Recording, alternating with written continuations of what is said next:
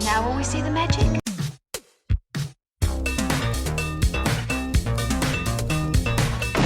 All right, where's Murray? Okay, who is it? This is Jesus, kid.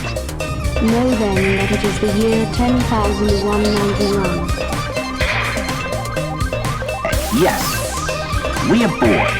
We're all bored now. Hi, good night. Good night. Hello, and welcome to Mary vs. the Movies with your host, Mary Jones. And Dennis Lang. And this week, we're going on a field trip. What? We're going to watch a movie called Re-Animator that I don't really know anything about, except that, you know, it's like horror, splatter, comedy-ish, probably. I don't know about the comedy part, but it's got a great name, Re-Animator.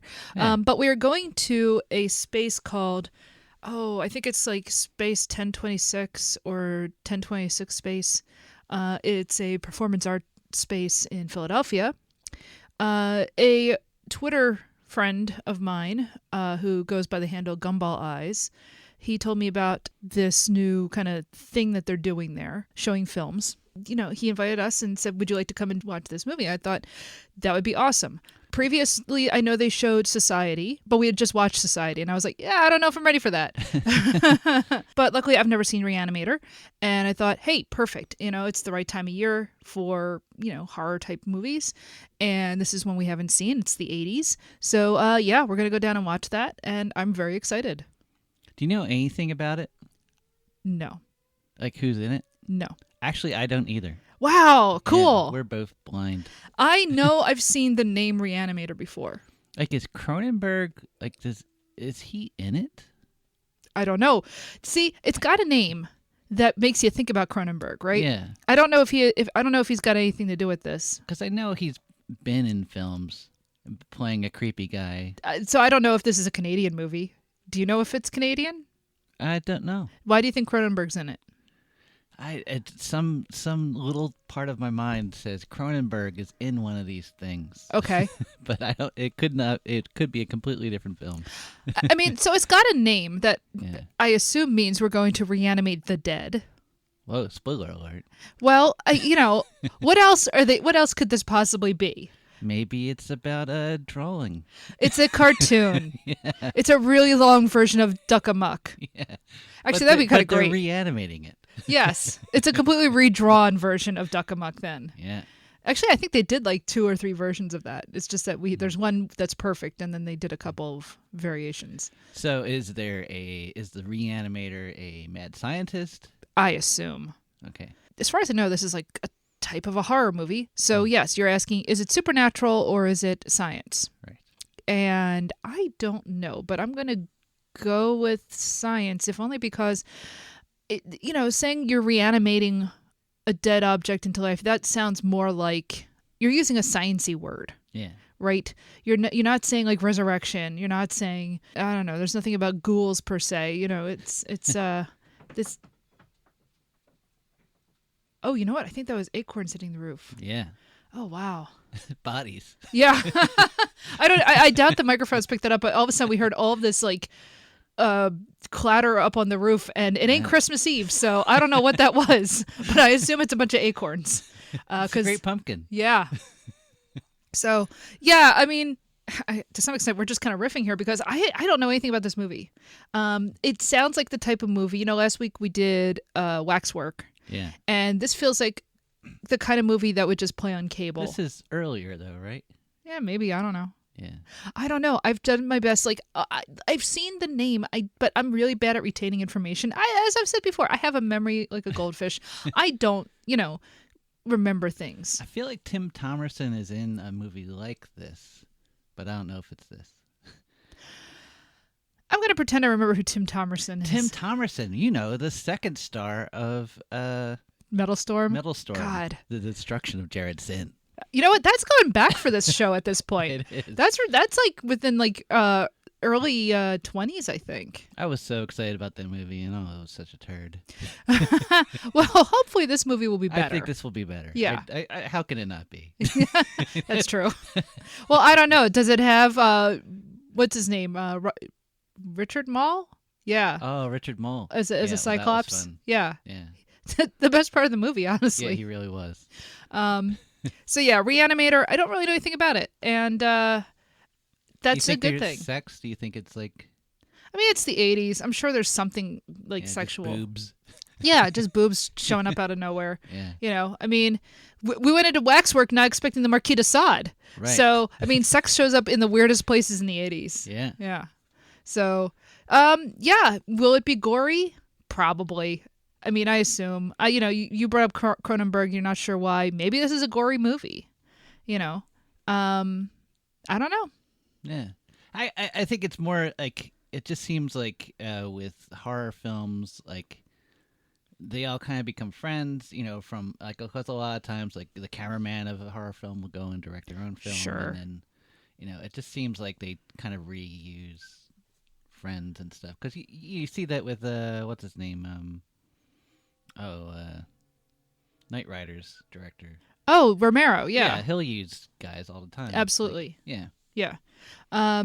Yeah, that's a good point. So yeah, maybe there's a reason you Cronenberg's in the back of your head, but I don't know who directed this movie. I don't know who wrote it. I don't know who stars in it. I don't know anything. Yeah. And that's exciting. I don't know what I'm walking into. That's going to be great. I'll tell you. You know what? Whatever this movie is, no matter what this movie is, I've already seen Society. Yeah. I've seen The Holy Mountain by And- Jodorowsky, and yesterday I watched Pink Flamingos. So like, I'm set. I'm fine. Whatever I walk into watching this movie, I've already like handled a bunch of stuff recently that like I'll be all right. Yeah. Yeah. Pink Flamingos. It's rare that a movie lives up to its reputation or even surpasses it, but holy cow, it rocked. I would not recommend it to a lot of people. It's awesome. But no, whatever this is, I'll be fine. Okay. Think the hero lives at the end.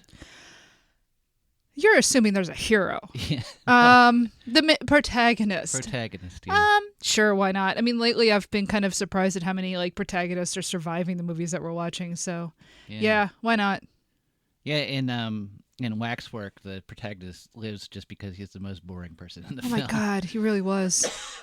And we love him from Gremlins, but he was just Okay, love is a very strong word. That is not my favorite thing about Gremlins. we are fond of him from I'm Gremlins. fine with him in Gremlins. Yeah, he does not make those movies. He doesn't have the same vibe.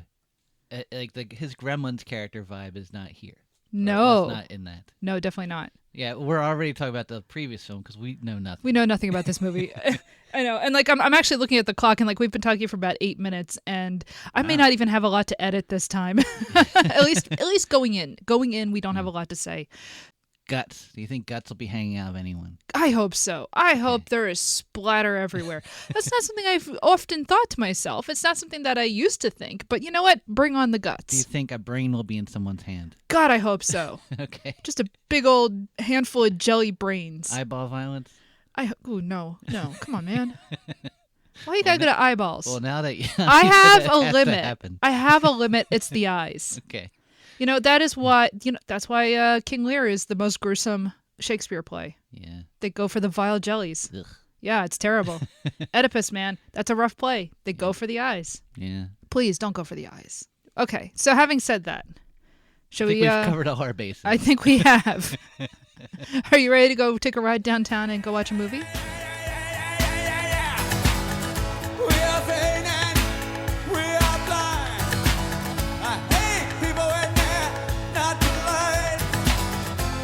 Psycho killer, qu'est-ce que c'est?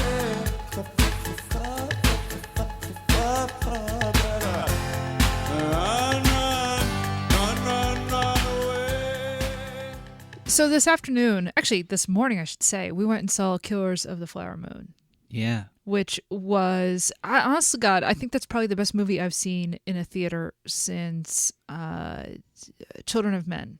Yeah. Okay. In terms of a new film coming out, like we do. You mean not since Re-Animator? Well, now hold on. Let me get to that. And there are a couple of autopsy scenes Yeah. in Killers, and they are heart-wrenching. And it's really just, I mean, look, it's one of the most stunning films I've ever seen. Like everything about it, like you can have criticisms about the film in terms of like who the perspective is from, etc. But I think it's a film everybody ought to see. But like I said, there's a couple of autopsy scenes in that, and they are hard to watch. Not because of gore, although there is a little bit of gore, but because of what they mean. And it was really weird watching it because last night we went and saw this movie. And it is autopsies galore and a very different vibe. Yeah. And a very silly vibe. But that's okay. Yeah. Because I think that just shows the immense range that film has, where you can watch something like Killers of the Flower Moon. And I mean, I cried multiple times watching that film. I found it extremely emotionally overwhelming, etc. And then there's this. And I laughed my ass off watching some of these autopsy scenes. And then there was some yelling, there was some screaming. It was a great place to watch it. Yeah. Let's just remind the listener. We saw this with a group of people. We saw this at a performance at an art gallery, essentially, in Philadelphia. Space 1026. Yes, and 1026. Yes, up on North Broad, actually, kind of like next to the Met Theater, and it was so much fun watching this with other people because this movie is very silly. It's very. I guess it was produced by the same guy who wrote and directed Society.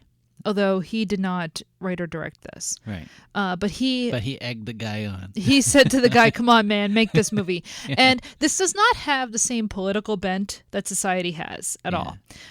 But boy, it's a fun movie, and it's gory, and it's silly. Yeah. And normally I don't always go back and remember what we talked about before we watch a film, and so I'll bring things up and say, oh, is there going to be this in the movie? Is there going to be that in the movie? And I won't remember to address that. And maybe I should take notes when I'm doing the show. But on the other hand, come on, man, it's a podcast. Nobody cares. But when I was watching this, it was funny because we were nudging each other and kind of going, oh, hey, we brought that up. So, yes, it has incredible eye violence. Yeah. Horrible eye violence. In the first scene. As soon as we get there, I'm looking at the dude's eyes like popping out of his skull. Yeah. Oh, that was rough. That was very rough. Was it? You were laughing like. No, like just because it was rough doesn't mean I wasn't laughing. Man, I've laughed at funerals. Look, this is how I deal with stuff. Because this is kind of like say Peter Jackson violence. Yes. Where it's so over the top, like you can't really take it as it's not like body. It's not really body horror. No, look, you can't look. These are not human bodies. These are mannequins running around. It's fine. Yeah. There's like maybe one scene. So I will say, we watched an unedited version. And actually, I'm kind of glad we did because I happen to just go for it all the way. Yeah. But there's like one or two scenes where I'm just like, yeah, I could see where this would have gotten cut out. You watch like early Peter Jackson and it's all just gory and goopy and everything. And this is very much gory and goopy and everything in that same vein. And you know what? Honestly, it's fine. Like I said, I've been watching enough kind of visually over-the-top films, shall we say, that this was not a problem for me. Even though there were one or two moments where I felt slightly nauseated, but like in a fun way. Yeah. I had the same experience watching like Pink Flamingos, so that's fine. Like Society, I feel like goes a little farther. Oh, much farther. Yes. Society it is gross. Yes. And this one, I don't know. It was so kind of B movie-ish. It just, I don't know. Society. It was just fun. Society is gross, but Society is also kind of making a point. It's not a subtle point, but it's very much a point, and I like the point. This is much more. Is anything truly politics free? I mean, mankind is homo politicus. I get that, but this is pretty light on all of that. Yeah. So you don't really think about that part. Although, like I said, there is a scene that involves what I think should be classified as sexual violence. Yeah. And that's weird to watch, but at the same time, everybody in the room is sort of reacting the same way and freaking out and going, "Oh my God," and screaming and everything. So that it kind of dissipates what should otherwise be a horrible thing to see, right?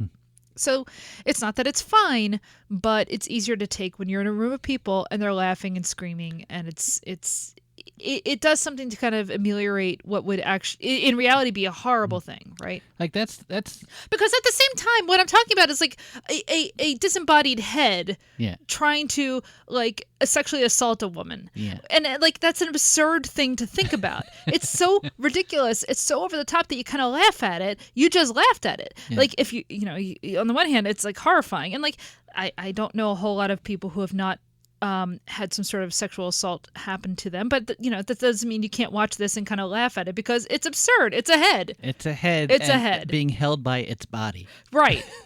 Like there's something very funny about that at the same time, and look, human experience is complex and you can have both horror and humor happen at the same time. And, and horror does that. Yeah. That's kind of the horror genre, is dealing with terror in a way that is easier to process. Mm-hmm. Sometimes, that's on a more serious level, and sometimes it's this, and it's silly, and it's funny, and it's basically taking H.P. Lovecraft and just going, I gotta say, I don't normally like horror films. Really? I think because like it's normally just you and me, and it's like I don't know. That's interesting. It's like, are there any horror films that we've covered that you haven't been too thrilled about? Not that I can think of. Like, how many horror films have we watched? Oh, I don't know. The Evil Dead, American Werewolf in London. I know there's others. Like Evil Dead's a horror film. American Werewolf, I don't know. I feel like that's a comedy. That's slightly different. Yeah. But like, I don't know. There's people that like that they only watch horror films, and I'm like, like. Well, yeah. I mean, but I also just reject the idea of doing any sort of uniformity of tone with anything. Like that's just not for me. Homogeny. Yeah, I don't dig homogeny. I want to watch lots of different things. I want to watch, musicals and horror and drama. But like that said, watching horror films with other people is a load of fun. Oh my God, yes. And like when people all scream during the same scene, like just everyone is freaking out. Like that is so fun. Like it's it is the way you want to watch a movie. Yeah. I often go back in my mind to the silent film The Crowd. Mm-hmm. Made by King Vidor. It's a little hard to find these days. I don't know that it's streaming anywhere. Once in a while, Criterion will have it, but it's hard to find. It's not on DVD, as far as I know. Not on like American region player. But the end of that movie takes place in a theater, and you start with just like the main characters like at a movie and they're laughing, and you kind of pan out and you have this entire theater like erupting with laughter at whatever they're watching. And aside from the fact that you should just go and seek out The Crowd, I think it's a really interesting film. It really captures that sense of when you go to see a movie, there is something about being in a room of people and everyone reacting to something. Like humans are communal. Right? Like that's kind of our thing. We live in groups. That's how we exist. That's how we're supposed to exist. That's how we've evolved to exist. So whenever you want to hear a story, you want to be around other people, right? Because we all kind of feed off of each other. We feed off of each other's emotions. Whether that's in your house and you're watching stuff with your family, or you go to a movie theater, or you go to a stage production of something. We feed off of each other. That's how humans work. And there's something to be said for going to a theater or going to an art gallery or going to whatever and just watching a movie with other people. And I watch a lot of movies by myself, and it's not like I don't enjoy that. And I do. And I get something from whatever I'm watching. But there is something to be said for watching things with other people. And the thing is, like, part of it, with like, especially with a film like this, as soon as someone laughs, the cork is unopened, and you're going to be laughing the whole film. Yeah. Like, it just, something is released. Because, like, the thing is, like, with horror films, like, there's so many jump scares or whatever, all these little things that kind of get you. Uh-huh. And when you're watching on alone, like you're bored, or you're like, oh, I saw that coming, or I know how they did that, or whatever. But like when you're with people and you have that outlet, the more ridiculous it gets. Like that scene is just so ridiculous. You can't help but just laugh or scream or whatever. Exactly.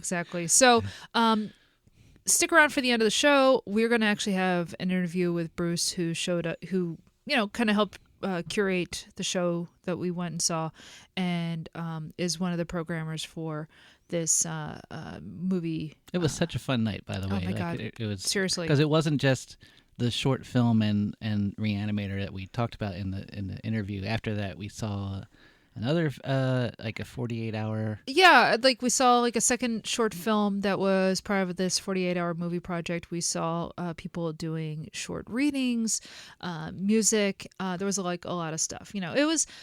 There was a comic. Yeah, there was a comic. I mean, it was the kind of thing that I used to do a lot. Yeah. Like a long time ago, where you would go to a performance space and people would just get up and it's not an open mic, it is programmed, but it would be people doing different kinds of readings and different kinds of performance. And as I said, they would show a couple of different short films, and like again, it's that communal aspect of enjoying art, enjoying storytelling. So let's talk a little bit about Re-Animator. This movie is fun. Yeah. This is starts in Europe.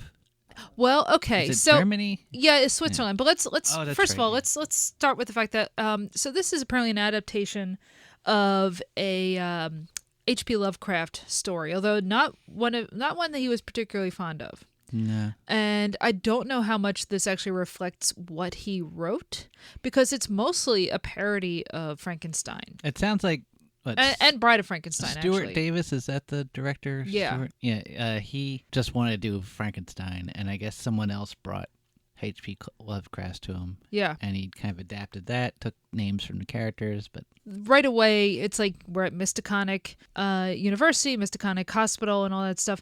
But at the same time, it just looks like a hospital somewhere in California. yeah.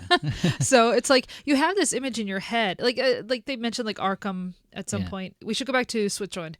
The movie starts in a laboratory somewhere in Switzerland where you see an older professor going through some sort of like insane transformation. People being called in to put down whatever the disruption is, and you've got the younger doctor who Yes, is. played by a young John Oliver. He looks so much like John Oliver in the opening of this movie that it's a little like unnerving. Yeah, like a disheveled like Daily Show era Yes. John Oliver. Exactly. Whenever John Oliver likes to put up like a photo of him that looks terrible, Yeah. this is what the guy looks like in the opening.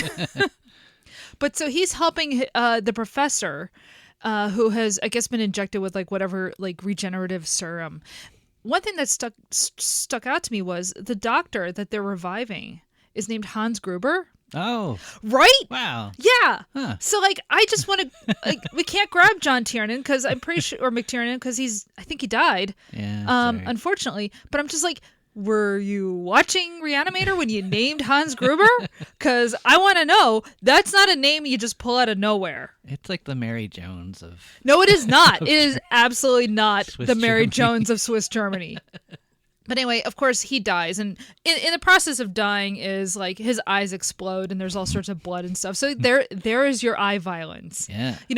Also, we also mentioned somebody's brain being held up. That shows up in this. In the hand. In Like the brain hand. In the hand. Literally what we thought might happen happens in this film.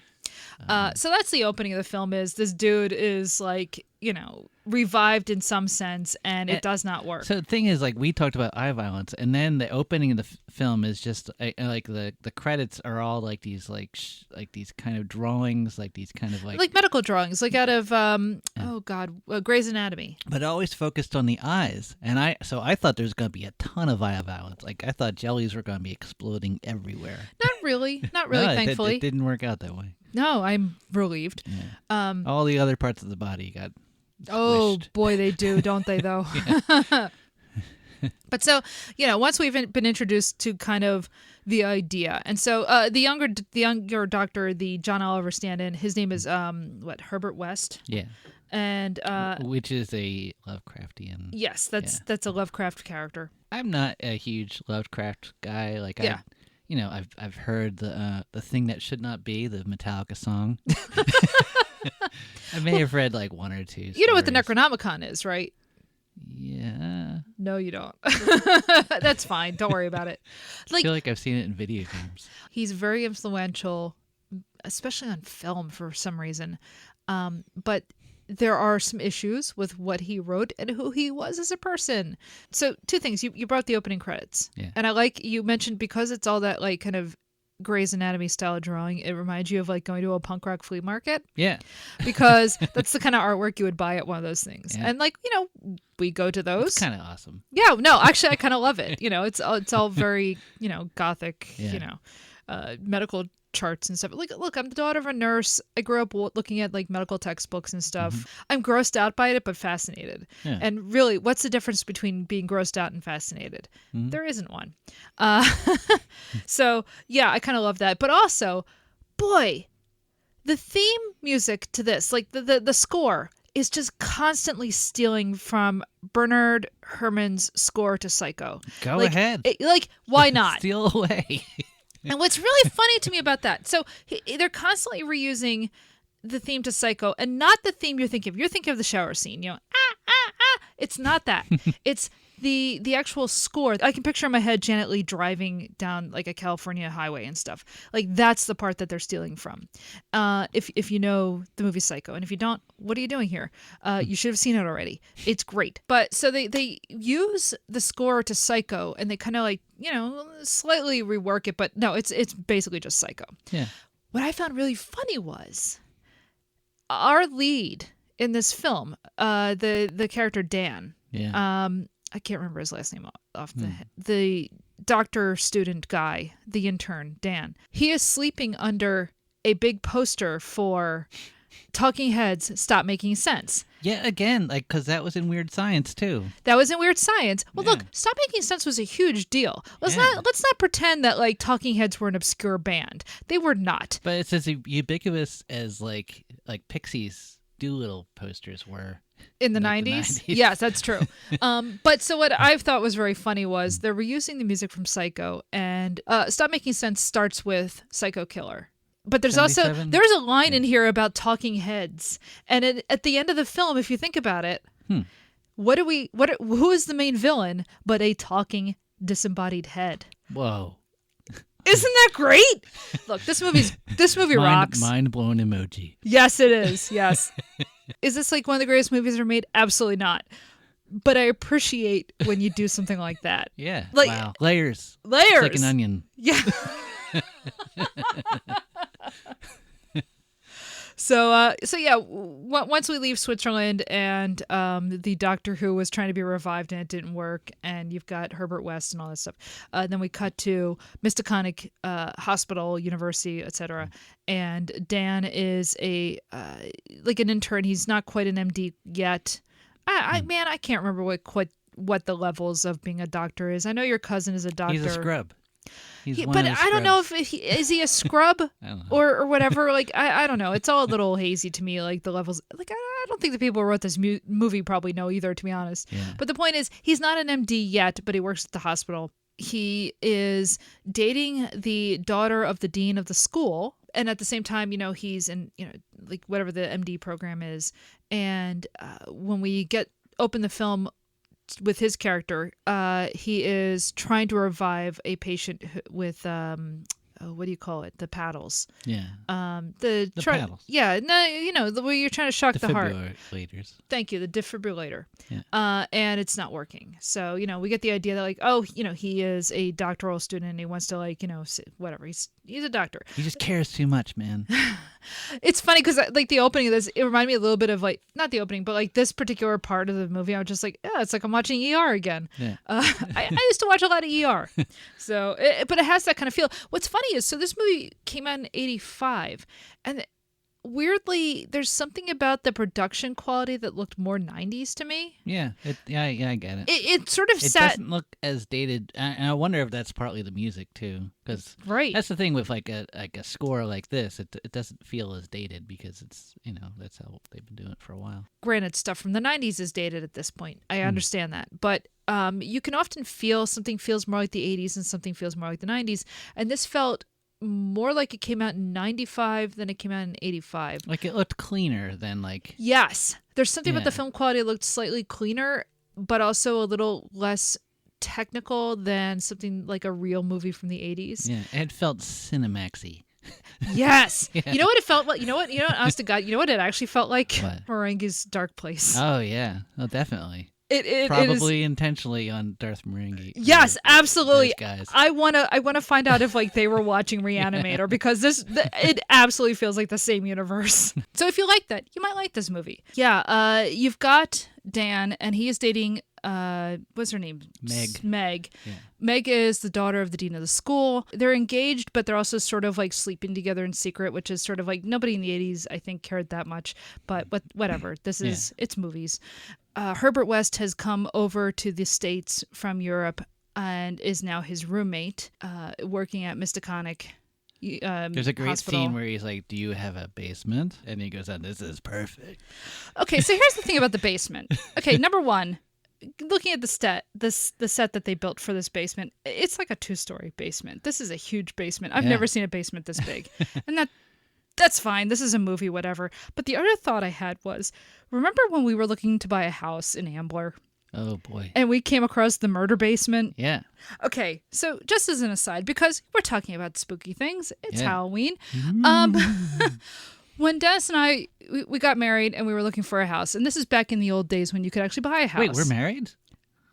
Have we ever said that on the podcast? I don't before? think we've ever actually. Way. Yeah, by the way, Dennis and I are married. I don't think we've ever talked about that fact. We've been married for like 17 years or something like that. Yeah, it's been a long time. We got married in like 2006. Oh, okay. We're old. And yeah, when you put it in those terms, it's just like, oh man, no wonder I have arthritis. But back in those days, This is a shock to me as a 40-year-old. Dennis, you Sorry, are not. We're just revealing facts. No, that is not a fact. That is. But when we were looking for a house, and again, we're going back into like the Bush administration. This is a long time ago when you could afford to buy a house if your parents gave you a little bit of cash. Because we're middle class, so they did that. No, actually, no. You used to be able to buy a house. That's not a thing anymore. Yeah. You used to be able to buy a house. We went to a house in Ambler, and so we're just looking at these little row houses. We go into this house. First off, before we go into the house, all the neighbors are like, "Oh, you seem very nice. Like, you should move here." I know. It felt like the opening of a horror film. Yeah, it was a little like, "Come join us," and I was just like, "Whoa, slow down, guys. We're just looking." Yeah, they were a little too insistent. So we go into this house, and the house has like a number of like kind of like it just doesn't feel right. It feels very tobacco stained. Yeah. And we went up to the attic, and it was one of those pull down attic, ladders and stuff, but it was right next to the rest of the steps. So like if you fell out of the attic steps, you would fall down like 3 flights of stairs. It was very unnerving. There was a closet made out of 2x4s. Yeah. There was a lot of home renovation that was done that made you a little nervous. But then you went into the basement, and like also like by the way, the backyard butted up against a like an auto body shop, so everything had kind of a like motor oil sheen. Yeah, like the grass just sort of had a weird look to it. It didn't feel right. But you go down in the basement. Have you seen Silence of the Lambs? Because it kind of reminded me of Silence of the Lambs. Reminded me a little bit of that scene in Zodiac when they go down. With Charles Fleischer. Yeah. Yeah. Oh my God, one of the scariest moments in all of film, even though nothing happens. Yeah.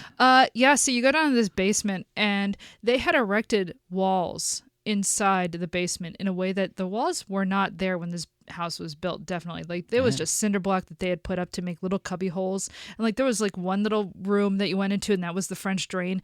Everything kind of had the feel of, oh, this is where you slice up the body, this is where you drain the blood, this is where like it. Like if Ed Gein had walked out, I would not have been surprised. So anyway, we did not end up moving to that house. That's what this basement reminds me of a little bit. Yeah. Like if you had that, but like the ceilings were very tall. So spooky. Yeah, spooky is one way to put it. Yeah. Unnerving when you're doing it in real life is another way. Yeah. I was kind of waiting to find a body down there. But anyway, so they have a basement, and Herbert West is extremely excited because he has all sorts of experiments to work on, and he has glowing green vials of stuff. I mean, it's basically like you're going to get injected with like I was going to say Gatorade, and but that actually was, what's that? the fluorescent stuff that they use for raves. I just read this. Oh my Yeah. gosh, what do they call Glow that? sticks. Glow sticks, yeah. Yeah, and it actually was glow stick juice that they just broke up and put into. Well, because it does glow. Yeah. Yeah. You know what it reminded me of? Speaking of another old story, I used to work at Temple University, and I remember my first day there. I used to live outside of Philadelphia, and at that time I was living outside of Philly, and I had to take. Huh? This is gonna be gross. This is real gross. I lived all the way out in Broomall, which was like an hour and a half away, because that's where I could afford to live. And I would take like the bus to the L, and then I would get on the L, and then I would go from the L to the subway. Well, my first day of doing this, I got onto the wrong subway. I got on the Express instead of the local, and for whatever stupid reason, the Express did not stop at Temple University, which doesn't make any sense because everybody's going to Temple at that part of Philadelphia. I don't know why they wouldn't have the Express go there, but so I had to get off at Girard Avenue, and so I get off at Girard, and I'm gonna like walk the whatever many blocks up it is to get to Temple. So I get off, and I'm walking up Broad Street, and there is a gas station, a Sunoco, and so I'm walking up the street, and all of a sudden, this car is coming out of the Sunoco. Before he turns onto Broad Street, the car just kind of stops. The door opens, and a man leans his head out the door, and he throws up. And when he throws up, it's the color of a glow stick. And I can't imagine what he drank that would have that color, short of like antifreeze. But it was quite the introduction to, by the way, you work in the city now, kid. So yeah. Like the shot froze at that moment, and then these words appeared in front of you saying, "Welcome to Philly." So yeah, Herbert West has a serum to bring people back from the dead, to reanimate them. And it looks like this stuff. The first experiment is on poor Rufus the cat that belongs to Dan. Yeah. I don't think we actually see Rufus die. Do we? No. Yeah. But all of a sudden, we just find out that he's in the fridge. He's in the fridge. And there's a horrible scene of this poor cat, frozen in the fridge. Yeah. Herbert does an experiment to bring the cat back, and immediately becomes a demon cat. Yeah. Although, to be honest, I'm not entirely sure what makes the difference between a regular cat and a demon cat. And it zips around, and it's like, oh no, we have a horrible cat. And I'm like, that's just a cat. And they end up having to get rid of the cat. But yeah, so now Herbert is ready to try his experiment on the cadavers at the hospital. And so this is where Dan starts to become an accomplice.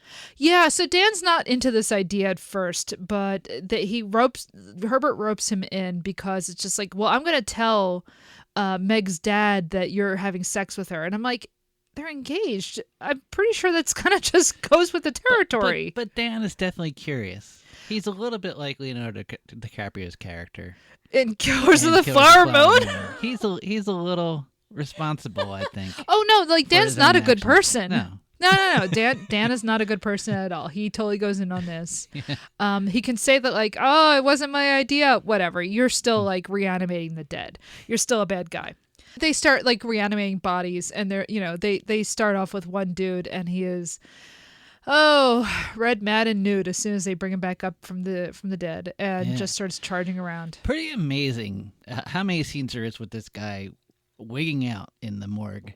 Yeah, and you don't see anything. I mean, anything down there. No, it's amazing how they managed to cut that.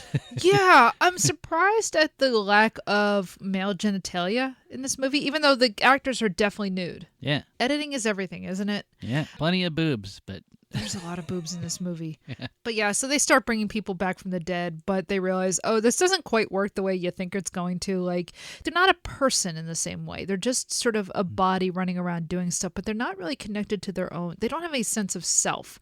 And I found that really interesting because in the medieval Welsh text, the Mabinogi, if you pick up a book called the Mabinogion, I realize that sounds like the Necronomicon, but it's not.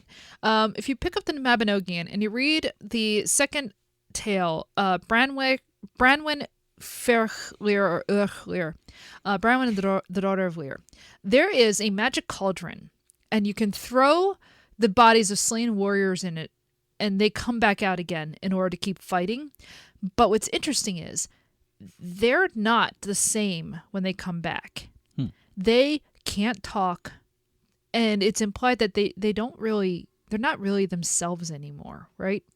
And so I like the idea of we're reanimating these bodies. They're not really the person who died anymore. Because like it has that resonance. You can go back to the Middle Ages and they're telling the same kind of stories. If you've ever read The Chronicles of Prydain by Lloyd Alexander, it's the Cauldron Born. It's the same idea.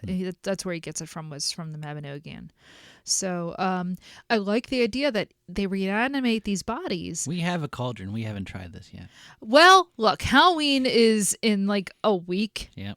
And I'm not saying we got to kill a guy in order to bring him back, but Officially, we don't have to kill a guy. Officially, yes. But if anyone dies around here, might as well toss him in. I don't know, man. If that cat goes and like craps on our bed again, Oh, no. I'm tempted. Oh, So poor Callie. no, poor Callie. Poor Mies. Just because she's evil doesn't mean she deserves our scorn. Meanwhile, at the hospital, you've got like the head doctor. Dr. Carl Hill. Dr. Carl Hill. So like kind The of head doctor. Well, yes. Foreshadowing. Yeah, it sure is. So you have this like head doctor who is sort of the guy who, is teaching the students, and he does not like Herbert West and actually expels him. They have a whole autopsy scene, which is played for laughs, and he talks about peeling the skin back like an orange. And I feel like I've seen that line somewhere else before, and I can't tell you where. I'm sure other movies have, but also like I had said Cronenberg was in this film. He's not. He's not. That was a fail on my part. I'm so sorry. But we'll take it out of your wages. But I will say this guy sort of looks like Cronenberg. He has kind of a Cronenberg vibe. No, he doesn't. You know what he has? He looks like John Carradine. Yeah. He has a John Carradine in a Cronenberg film vibe. Yeah. I kind of, oh God, I wish that had ever happened. I don't think it ever did, but that would have been really cool. But this actor who plays the doctor reminds me a lot of John Carradine. Because he's, tall, skinny, like Yeah. salt and pepper hair. Yep. While Herbert West and Dan are kind of reviving bodies and stuff, and Dr. Hall is, going against like their whole scheme. The Meg's dad, who is the head of the doctoral program or whatever, he kind of discovers what's going on. He goes to confront them and is accidentally killed by one of their revived corpses. And so they decide to revive Dad. Yeah, why not? Because, hey, look, if I got to marry the girl, somebody's got to give her away. Exactly. So they revive Dad. It doesn't go the way it should. He kind of looks like AP Mike in the video, the New Pornographers video, that the name of it escapes me. But like, if you are a Best Show fan, you know the one I'm talking about, the one that Tom Sharpling directed, and that also actually features John Oliver in it. Yeah, I can't remember the name of it all of a sudden. What song they did? But his hair is all askew. His hair is all askew. His eyes look insane. Yeah. So it's kind of funny. I like, as we were watching, I'm just like, oh, that could be Mike Lisk. They revive him, but Hall finds out about all this, and they end up going, Herbert West goes up against Hall and ends up decapitating him and cuts his head off with a shovel, which is harder to do than you would think, I've got to imagine. And they make it look pretty easy here. Yeah. But now all of a sudden you've got a body and a head separated. And then he's just like, yeah, I think I'll shoot this up and see what happens. And it works, much to his detriment. Yeah. So you've got Hall's head sitting in a pan, one of those pans you find in an OR. And they just keep feeding it blood. And they've got the body running around, and it's a very cartoon sort of like body jumping around, which is great. And so like the head is being carried around by the body, and the body's kind of telling it what to do, and it's very ridiculous. And he is literally a talking head. Yeah. I'm not sure how he's talking because he doesn't have lungs. So how is he breathing? How is any of this stuff working? It doesn't actually, like, it doesn't work, but fine, whatever. So they take Meg captive, whatever. They capture her and they chain her down. And here's where I'm sure this is the part that was cut out. Also, Dan finds out that Dr. Hill is like has a file on her and like has Yeah. her hair and. So it turns out, and, Dr. Hill, the head and the body, is obsessed with Meg, the daughter of the head of the medicine and Dan's fiance, and so he captures her and is going to make her his bride, I guess. That's where you do end up with like the one scene where I'm kind of like, ugh, well, this is definitely made in the 80s. Yeah. So where they chain her down and the head wants to take off all her clothes. Well, they take off all her clothes. Yeah. And I mean, you know this is made in the 80s. This is how you know it's actually made in the 80s because she has pubic hair. Yeah. Something that in the 90s was gone. Well, how do I put it? Well, you already did put it. Yeah, the head tries to go down on her. Yeah. And is thankfully interrupted. But it's just like, oh my God, wow, that's not a scene anyone needed. And probably the most disturbing part is just the looks on his face while he's doing this is just, ugh. It's so creepy. Yeah. I mean, look, I get it. It's a horror movie and he's the bad guy. Yeah, I don't know, man. Oh, God. But, we're watching in a room full of people and everybody's reacting the same sort of disgusted, like, what is this? This is like the moment that it goes a little too far, but everybody reacted the same way. And so, like, I appreciate that, you know?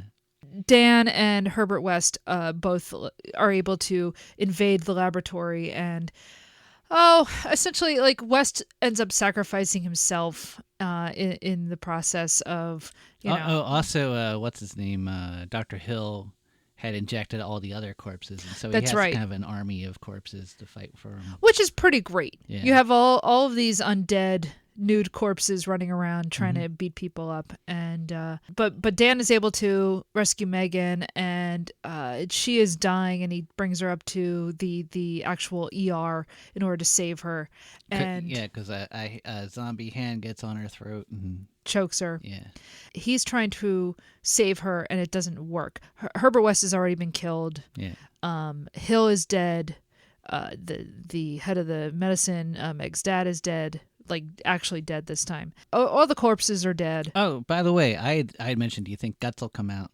Herbert West is actually killed by Guts flying out. He kills the doctor's body by like basically an overdose of the serum. Yeah. Serum, and the body freaks out, and then suddenly Guts fly around him and strangle him to death or something. He's strangled to death by the lower intestine. It's great. Yeah. I mean, it's so disgusting, but it's so cool. Yeah.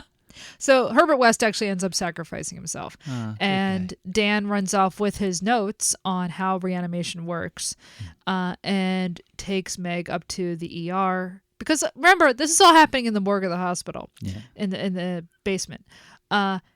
And he can't get her heart to start again. It's basically redoing the first scene. Yeah, it's redoing his first scene, I should say. Not so much. I mean, yeah, I guess the movie does start with a cold open, but like his first scene is, he's trying to revive a woman and can't get her heart started, so they're doing the same thing and it doesn't work.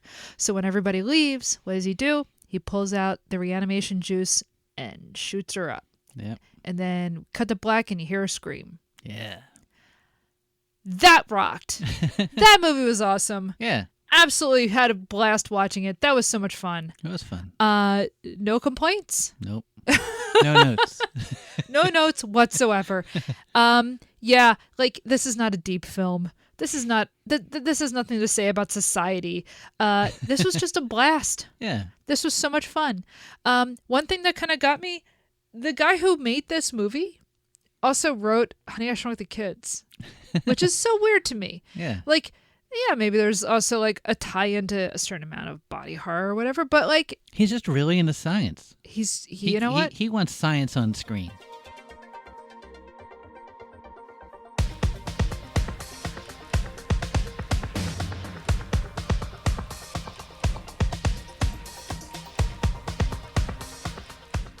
So, my name is Bruce Borey.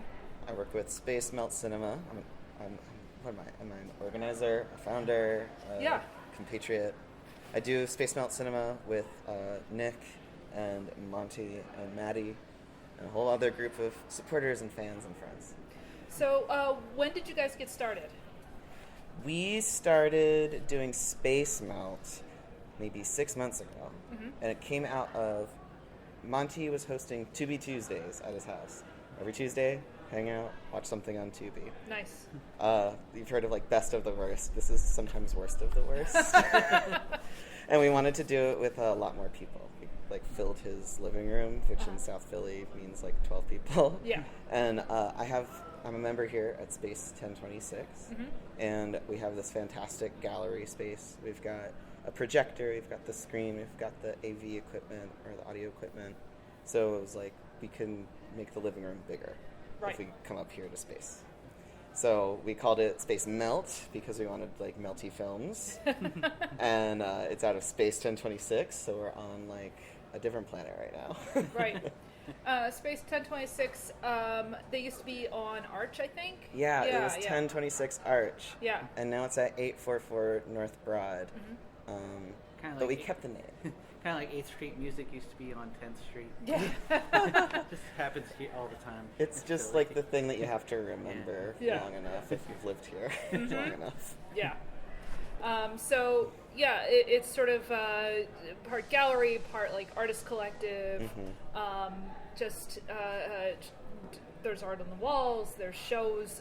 Before we watched Re-Animator, we watched a short film called Pointy Slippers, which was great. So I guess you guys do like short films sometimes as well if you get the chance. Yeah. Yeah. This was so the Pointy Slippers was actually the first short film we've ever screened. Nice. That's okay. from Christina Acevedo. She's a local filmmaker, and it was shot locally too, which is really cool. So we want to, like going forward, like pair all of our screenings with a local short film or any kind of short film. That's great. Because there's a lot of that, and you shouldn't have to just watch the Oscar-nominated screenings to see whatever short films are happening. Absolutely. Like, I like to go and see, like, the Oscar-nominated short films, but I know there's so much more out there. And it's just a case of, like, how do you get to see it? And so the fact that you guys are putting that out there before the other showings, I think, is wonderful. What we liked about the Pointy Slippers was the makeup. Oh, man. It was so good. Those were very good scabs and pustules and warts, and I was very impressed. they popped too, and then they crawled up her legs. Yeah, that was great. Yeah, it's gross. Melty. Yeah. So, Right. you just said melty. So the idea is melty. Practical effects. Yes, and I think that's a good way to think of it. So much of a lot of, like, not that I don't like modern films, but there's so much CGI, there's so much of getting away from practical effects, and so I like the idea that you guys are showing films that use practical effects and emphasizing kind of the craft that goes into that.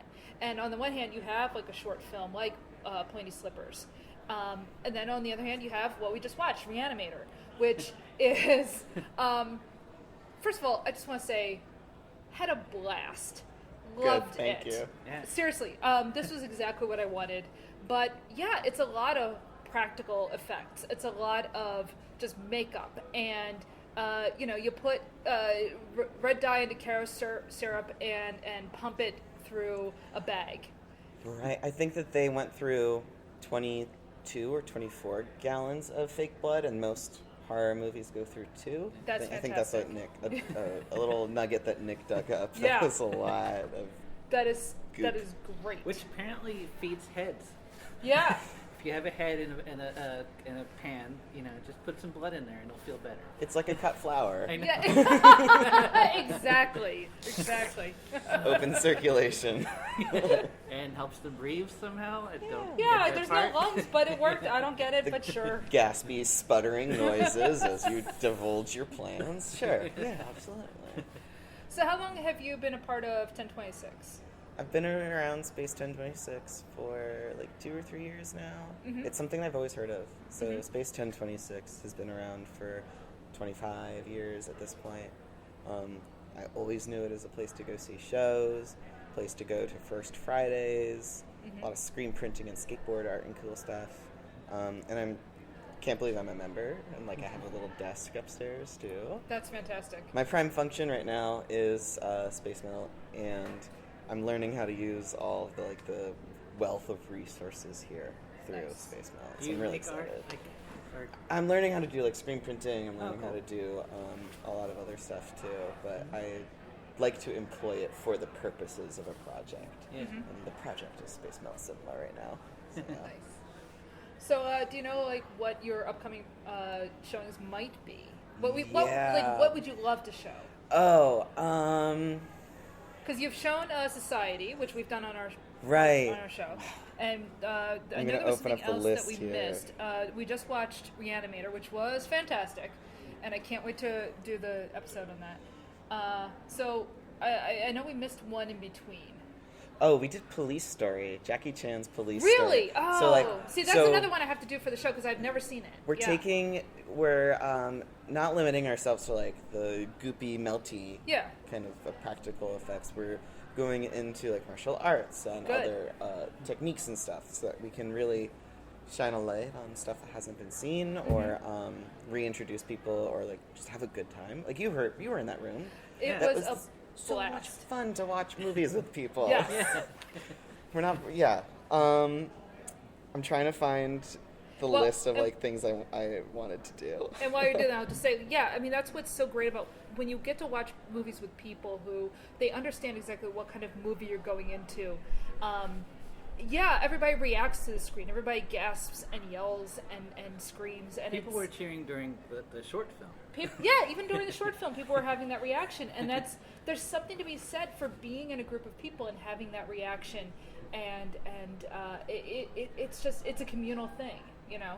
And there is something about, like, you know, I watch movies by myself all the time, and it's fine, you know. I guess it was yesterday, I watched like Pink Flamingos by myself because I was working, and I put that on, and I know, like, that's kind of a crazy movie to watch. Background movie. It's just a background movie, it's fine. But like, that's a movie you want to see with other people. Yeah. You know, you want to have other people there reacting to it.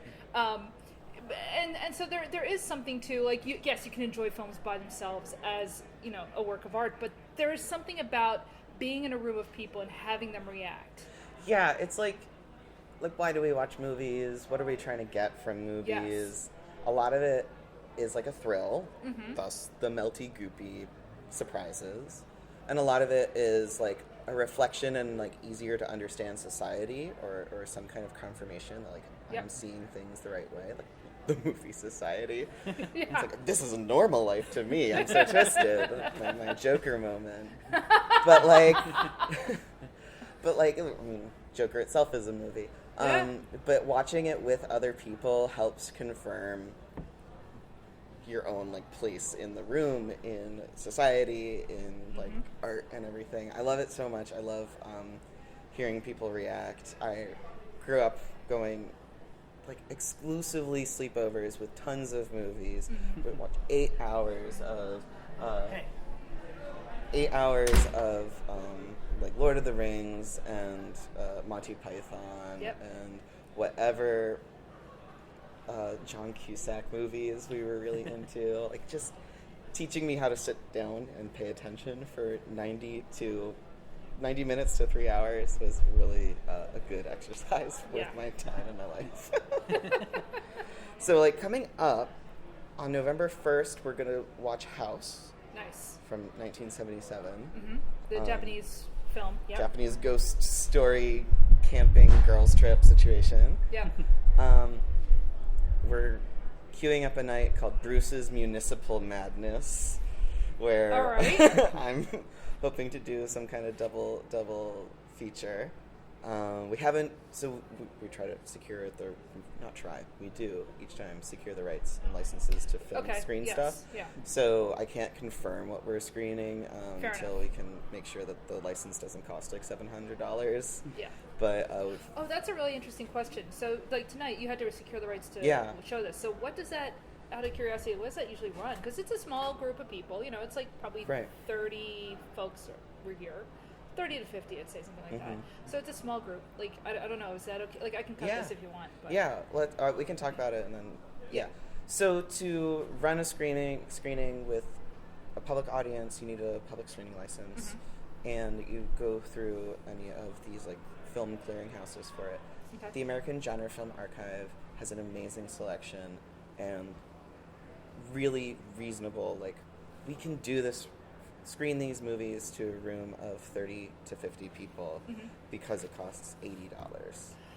Oh, that's so much better than I was worried about. Yeah. Right, because we've inquired with other places to say, like, we want to watch Escape from New York. Like, Right. how can we do that? We're not a theater. You're right. It's not like we're a parks department, but No. we're definitely an art gallery. This is definitely not like a theatrical experience that people are coming here for. Right. And you really cannot predict how much it's going to cost. $700, $2,000. Right. We don't have that kind of money yet, but one day, Yeah. hopefully, maybe, I don't know, fingers crossed. Lottery situation. Because I go to a lot of, like, repertory stuff. Mm-hmm. There's a theater in a suburb, Ambler, that does movies all summer, and so, you know, because they are a theater, you know, they have a subscriber base, like, they can afford to do that. But I always wonder, like, what does it cost to just show a movie to the public? Mm-hmm. You know, and you guys do go out and get a license. You know, you guys are all legit. And so I was wondering, like, you know, is cost a huge impediment or not? You know, It's a combination. Yeah. Cost can be an impediment. It Mm-hmm. can also be like a relief, like when you're looking through. like Re-Animator, $80. That's not bad, Yeah, man. You're gonna yeah. make that back. You know? Right. Yeah. And then sometimes it's just as difficult to find who owns the license rights, That's a really especially if we're showing stuff from the 80s. Something I think about is like Blu-rays and DVDs. They're inherently limited. Yeah. Like they're not gonna make more copies of like Don Juan DeMarco starring Johnny Depp, like the movie that I got out of a bin in a grocery store. They're not making that anymore. Yeah. No, they're not. So if you've got those, you've kind of got a gold mine. Like physical media is important, but that's just one kind of this attrition that happens. Yeah. So figuring out who owns what license, and then how to get in touch with them, and then like how to come up with the money is a lot of snooping around. But that's only part of like the call that we've got. We also want to make a fun experience. We want to cultivate an audience for this stuff. Yeah. And we showed Body Melt. Yeah. So society is one thing. Yeah. Body Melt is another level of melt. Yeah. It does what it says on the tin. Body Melt. Nice. That's the movie. People were really into it. And Good. I was so surprised because I puked on Broad Street after that movie. I was not like, you know, all sunshine and daisies beforehand. Right. But that was the thing that pushed me over the edge. I have definitely watched films where I'm just like, yeah, I feel kind of nauseous after that. It was great, but wow, my stomach couldn't quite handle that. So, Do you want to do one more? Or two more yeah. questions? Anything else? Do you have anything else? Not that I can think of. All right. So, Have you seen this movie before? And I hadn't, but Monty Okay. had pre-screened. Monty had pre-screened it. did you know much about it, or?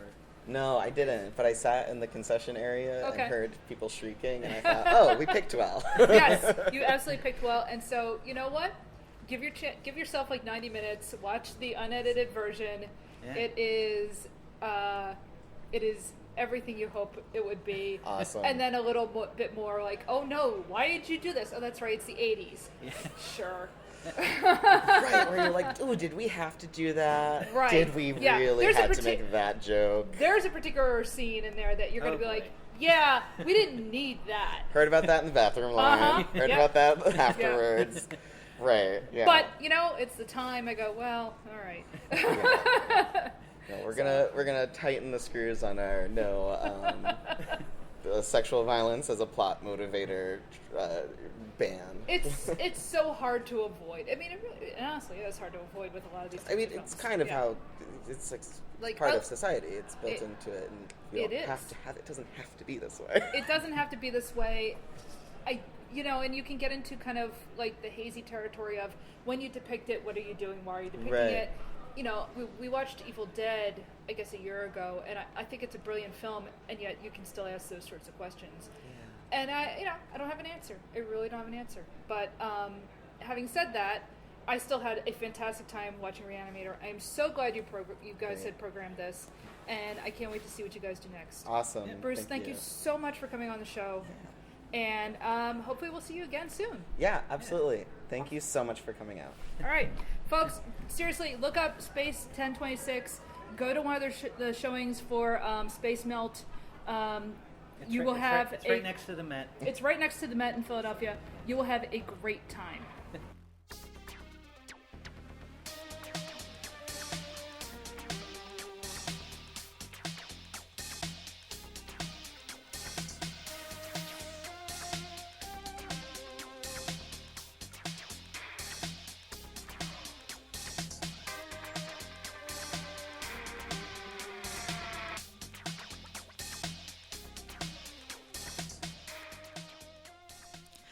So that was Re-Animator, starring Jeffrey Combs, that's Herbert West, Bruce Abbott. Is that Dan? Yeah. He reminded me a little bit of Jeremy Irons in some scenes. Yeah, okay. Just like a young Jeremy Irons. Sure. Just to prepare you for Dead Ringers? Yeah. Yeah, man, I don't know when we're going to do that. I'm kind of afraid of that movie. You should be. Yeah. Oh, God. Thanks a lot, man. Also, Barbara Crampton, David Gale, who was Dr. Hill. Yeah. He was great. And Robert Sampson, that was Dean Halsey, the dad. AP Mike. Yeah. Written and directed by Stuart Gordon. And it was produced by, what's his name? Yunza. Thanks, Yunza. Brian Yunza. Yuzna. I'm sorry, Yuzna. I keep saying Yunza. Yuzna. Use. Yeah. Produced by Use. Anyway, that movie rocked. Yeah. Once again, I want to thank Bruce and the people at, what was the actual movie group that he had set up? It was called Space Melt. Space Melt, yeah. I want to thank the people at Space Melt and Space 1026 for setting up the screening, and we had a blast. They did not set it up for us. They just wanted to show it. But I was so happy that we got to do this for the podcast. So and if you're in the area and you happen to see they're doing something, just go and check it out because it's a lot of fun. It is a lot of fun. All right, you can follow us on social media. We are Mary VS Movies on Twitter, Mary VS Movies on Instagram, Mary VS Movies on Blue Sky, Mary VS Movies on Threads. That's right, I started Threads.